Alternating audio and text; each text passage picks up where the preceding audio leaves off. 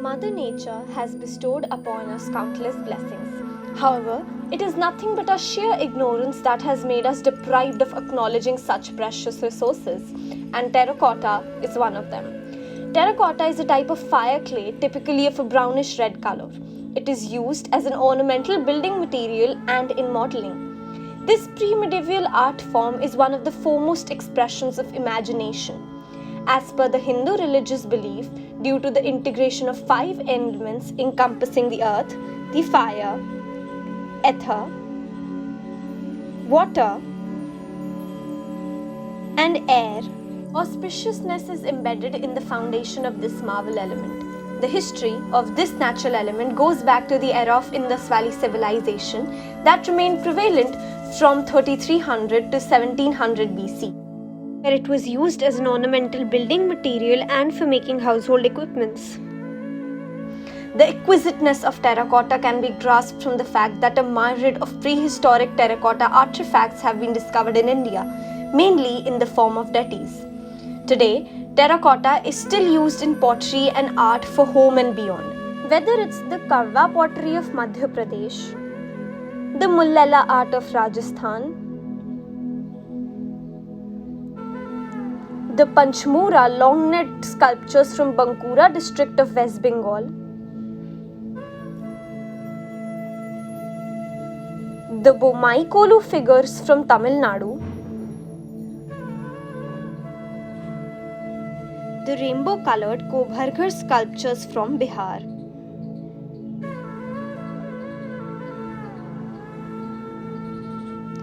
the black pottery from Uttar Pradesh, the animal figurines from Odisha, or the geometric and hand-painted pots from Gujarat. However, what interested me the most was the terracotta pottery of the capital city of Delhi. The myths and legend regarding the origin of potters bound all over India. One such tells of the marriage ceremony between Shiv and Parvati, where earthen pots were urgently required. A Brahmin finally offered to make one, and thus the wedding of Shiv and Parvati took place. Recognizing the important contribution of the Brahmin, he was awarded the title of Prajapati, meaning the Lord of the Universe. Since then, potters have been called Prajapati, the community to which Delhi's potters belong. These potters flourished under the Mauryan Empire.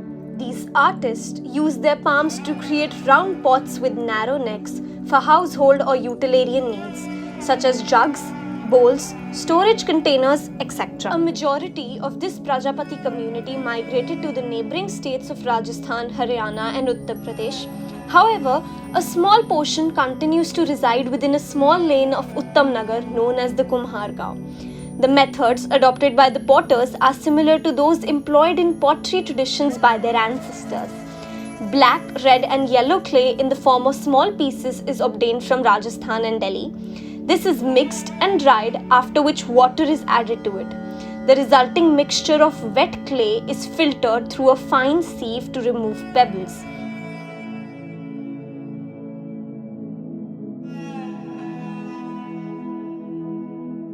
After the clay has been kneaded into a homogeneous flexible dough, the prepared clay is made into a variety of artifacts, either using the throwing technique, where the wet clay is then thrown onto the center of the wheel so that it will remain in contact with the wheel head while the wheel is in motion, or the coiling technique, which is used to make products that are too large to be thrown on the wheel and to make those shapes which cannot be turned on the wheel. Here the potters roll the clay until it forms a coil or a long pliable cylinder. By placing one coil on top of the other, different shapes can be formed. After this, the pots are dried. It's dried in shade on the first day, partially in sun on the second, and in sun entirely on the third day. On the fourth day, it is fired in a kiln. The kiln is made with dry leaves, hay, sticks, and mud. Their tools are rudimentary and include the kumhar chak or the potter's wheel, the electric wheel, the kudiya or turning tool, the mogri wooden mallet, sua or incising needle, the thappi wooden beater, thappa, a larger beater, maniya or die, and the katni carving tool. However, terracotta is an extremely versatile material whose use extends beyond the realm of artifacts and cooking vessels. Terracotta is one of the oldest building material used by mankind. Its use was heavily influenced by its abundance and universal supply. The use of clay in the form of brick as a material for construction in India has been practiced ever since the Indus Valley civilization. In India, West Bengal made a speciality of terracotta temples due to the paucity of stone, with the sculpted decorations made from the same terracotta material as the main brick construction. Terracotta was also used extensively in Islamic architecture during the late centuries of the Sultanate period. To this day, some of the most famous structures built with terracotta attract millions of visitors who marvel at their beauty and durability. The most famous historical examples include the Great Wall of China, the Colosseum in Rome, but there are less famous examples in India that deserve a mention. The Bhitagaon Temple in Bhitagaon, Uttar Pradesh is the oldest remaining terracotta Hindu temple. In rural India, terracotta is commonly used material for house construction. While the use of terracotta in architecture has declined, for construction purposes, terracotta makes sense in a world in which energy, environmental and financial difficulties cannot be ignored. Architectural terracotta is made from natural clay fired in kiln. As such, it is environmentally friendly, sustainable and can be recycled. In many places, the move towards renewable energy is not happening fast enough to contribute meaningfully to the fight against climate change. Architectural terracotta cannot offset that entirely, but its excellent thermal insulation property means that it can help mitigate the heat island effect of larger buildings and it can lower energy consumption. Other advantages of architectural terracotta is its ability to withstand the exposure to the elements and its resistance to corrosion. The acidity of rain continues to rise with the increase in levels of industrial pollution. The effect of this on less durable building materials are evident in every city on the planet. However, such effects are noticeably absent in structure built or cladded with terracotta. This is because it's essentially baked clay which has a high alkaline level that makes it far more acid resistant. Another one of the reasons it lasts is because of its freeze-thaw resistance. Bricks made from architectural terracotta can refract sound waves and minimize echoes.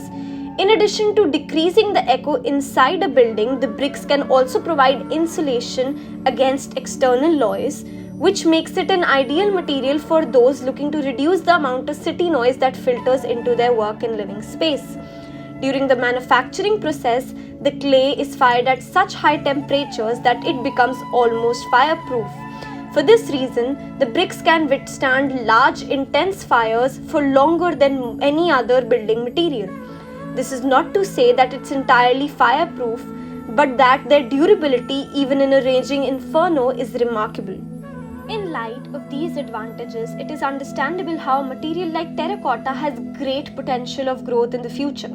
It can be used in flooring, roofing, cladding, wall finishing, painting, and even the traditional sculpting techniques can be adopted to create wall panels, jalis, false ceilings, and other unique decoration pieces. Building with earth is widely considered ecological and economical. However, the low image of earth, in particular traditional earthen construction, is recognized as a key barrier towards its acceptance as a building material for high-income households. The image is strongly linked to poverty in rural India, hence emphasizing that for the acceptance of this material, there needs to be a change in its perception by the masses.